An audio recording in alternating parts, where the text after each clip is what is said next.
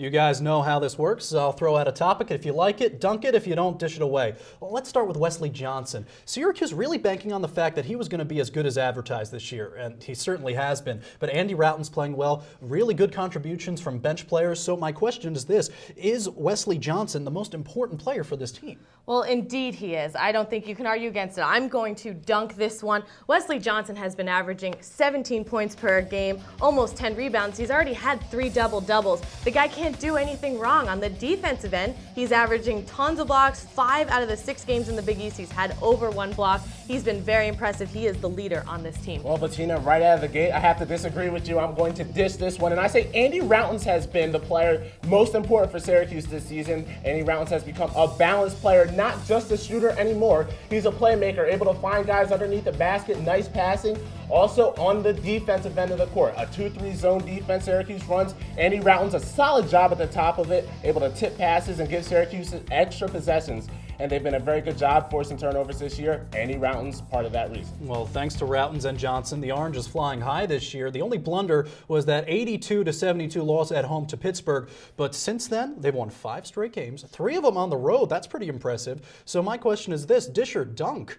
That actual loss actually helped them. I'm going to actually dunk this one because I do think that loss helped Syracuse in the long run. I mean, let's face it, this Syracuse team was not going to go undefeated. They're not at the talent of North Carolina last year. They're not the talent of Kentucky even this year.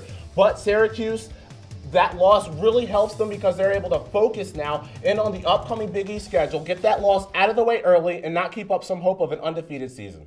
You know, Chris, I absolutely agree. I'm going to have to dunk this one as well. Syracuse gave up 82 points to Pitt in that game, and since then, they've been holding their opponents to an average of 65. The defensive play of Syracuse has improved immensely since that game.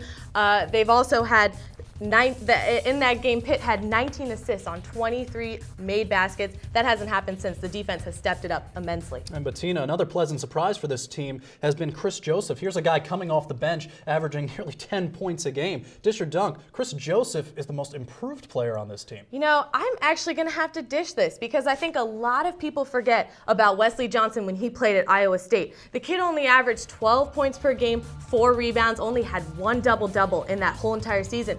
This year already, he's averaging a double-double, 17 points, 10 rebounds. Very impressive on both ends of the floor. He's upped his field goal percentage by almost over 15%. Very impressive. Sorry, Bettina, but I'm going to have to disagree with you once again, and I have to dunk this one. Chris Joseph, definitely the most improved player on the Syracuse team.